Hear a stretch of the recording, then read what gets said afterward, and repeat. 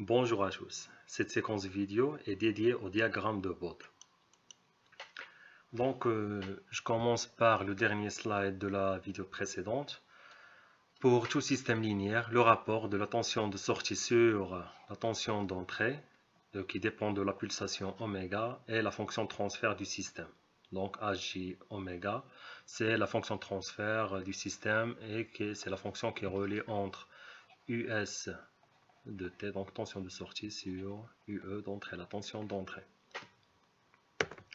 Pour des raisons pratiques, on utilise généralement comme variable non la pulsation oméga, exprimée en radians par seconde, mais la fréquence f en Hertz. On pose alors donc Hj oméga, c'est une fonction de transfert notée T de f, donc c'est un module, le module de Tf multiplié par l'exponentielle de J, la phase en fonction de la fréquence, phi de f. Le domaine de variation de la fréquence dit spectral. Donc vous avez dans le domaine spectral, vous avez la fonction T de f en fonction de f. Donc l'axe des abscisses sont les fréquences.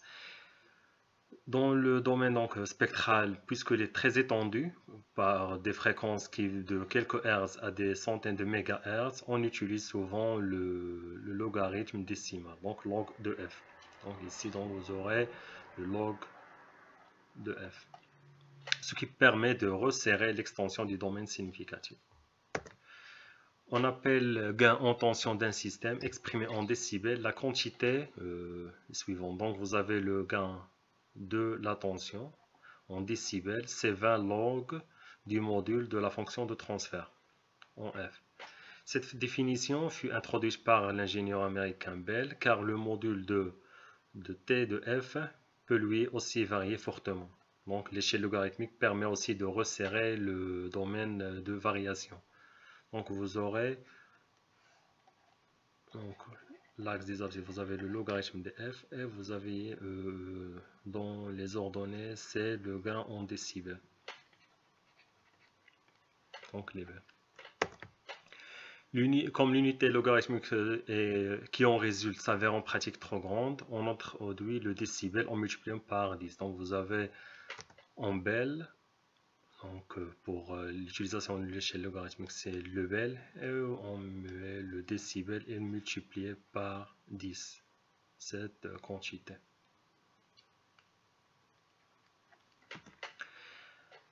Le facteur de 20 qui apparaît dans l'expression des gains en tension se justifie aisément car la puissance est proportionnelle au carré de la tension.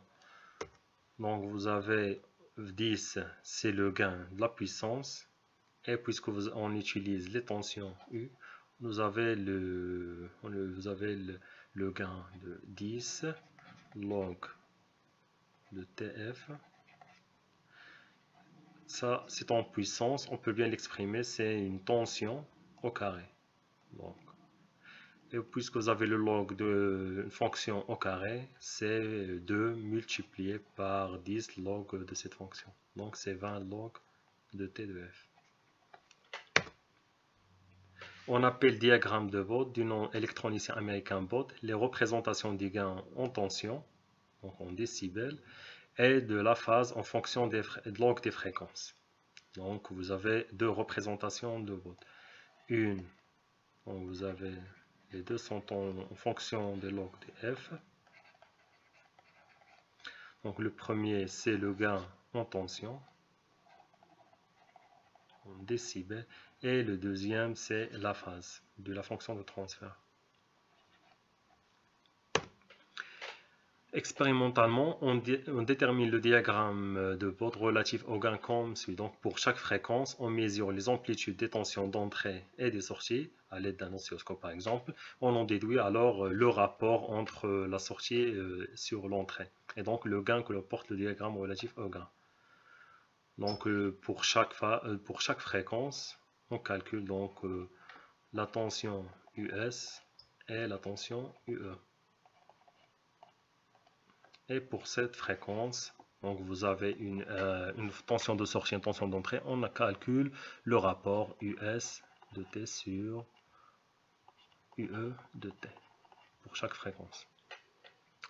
Notons que le module de t de f est évidemment non négatif, mais le gain en décibels lui est négatif dès que t de f est inférieur à 1, puisque vous avez le log de 1 vaut 0. Donc pour les fonctions inférieures à 1 auront un gain négatif, et pour les fonctions supérieures à 1 auront un gain positif. En outre, pour le module égal à 0, donc vous avez le gain c'est moins l'infini, puisque vous avez le log de 0 c'est moins l'infini. On trace le diagramme d'œuvre relative à la phase en comparant la phase de la tension de sortie à celle de la tension d'entrée. Donc vous avez la phase de la fonction de transfert, c'est la phase de sortie de US de t, moins la phase de la tension d'entrée, UE de t. Donc la phase c'est la différence. Par contre le gain donc, de la tension c'est le rapport. Tension de sortie, le module donc, de la tension de sortie sur la tension d'entrée. Donc vous avez UE de t, c'est l'amplitude complexe UEM, exponentielle de pi ft, multiplié par l'exponentielle, donc la phase d'entrée, phi E en fonction de f. Et vous avez pour la tension de sortie, vous avez la même pulsation, donc la même fréquence de pi ft, avec une amplitude différente USM et un phase différent phi de s de f. Donc le gain de module, c'est le rapport US de m sur UE de m, et la phase de fonction de transfert, c'est phi s de f moins phi e de f. Les filtres passifs sont caractérisés par un facteur d'amplification en puissance toujours inférieur ou égal à l'unité, et donc un gain en puissance non positif, puisqu'ils n'utilisent pas dans leur fonctionnement de source auxiliaire. Puisque donc les filtres passifs n'utilisent pas de source externe donc d'énergie, leur gain soit égal à 1 ou bien inférieur à 1, selon donc les fréquences. Par contre, on verra dans les filtres actifs, le gain peut être supérieur à 1. Cependant, leur gain en tension, lui, peut être positif, ce que l'on observe par exemple dans le circuit RLC. Donc, lors de la fonction de la fréquence de résonance, vous avez le gain en tension est positif. Donc, on verra ça dans des prochaines vidéos. Une autre façon de déterminer expérimentalement la fonction de transfert consiste à utiliser un générateur d'impulsion qui fournit en sortie la réponse impulsionnelle dans la transformée de Fourier et précisément la fonction de transfert. Donc, nous l'avons vu dans la vidéo de la fonction de transfert et la réponse du système pour une impulsion, donc la réponse impulsionnelle. La fonction de transfert du système, c'est la réponse impulsionnelle. On prend l'exemple d'un circuit RC. Donc vous avez la fonction de transfert, c'est 1 sur 1 plus JF sur F0. Donc nous l'avons déjà calculé dans la vidéo précédente. Donc vous avez on applique un diviseur de tension, vous aurez US de T, c'est l'impédance du condensateur sur la somme, l'impédance condensateur plus la résistance, le tout multiplié par UE de T.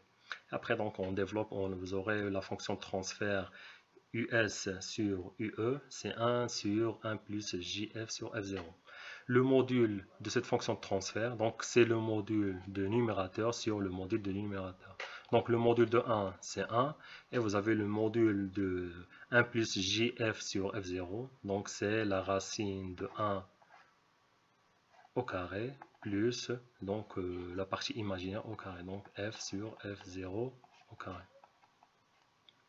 Par conséquent, donc le gain en décibels, donc voici 20 log du module, égal, donc vous avez 1 sur donc, la racine, donc au dénominateur c'est moins 1 sur 2, donc cette fonction à la puissance moins 1 sur 2.